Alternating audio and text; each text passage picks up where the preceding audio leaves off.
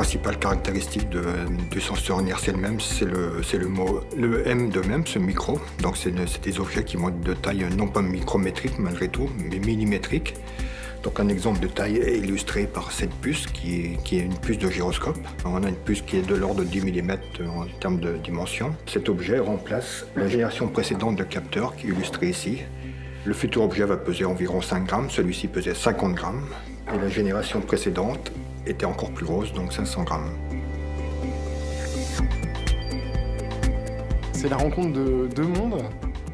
Les technologies MEMS, tirées du semi-conducteur, donc des technologies de réalisation à l'échelle micronique, et puis les technologies et le savoir-faire traditionnel des senseurs inertiels, des capteurs qui mesurent des accélérations ou des rotations pour identifier une orientation d'un porteur et sa trajectoire.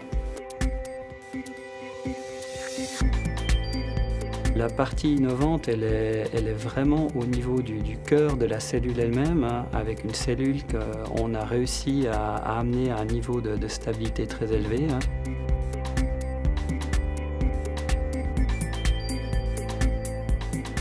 Le premier champ d'application des capteurs du microsenseur MEMS, c'est évidemment l'aéronautique, c'est aussi d'autres applications. On va trouver aussi des capteurs qui équipent toutes les commandes de vol sur avion ou sur hélico. On peut citer en particulier tout ce qui est jumelles d'observation ou mini-drones, pour lesquels la faible masse et la faible consommation permettent d'alléger le poids de batterie nécessaire pour l'utilisation.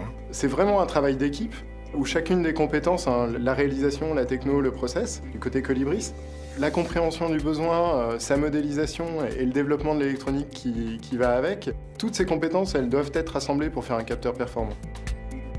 Le fait de repousser des barrières technologiques, d'être en contact avec deux échelles d'entreprise, avec deux cultures de travail très différentes, c'est un aspect extrêmement enrichissant sur ce projet.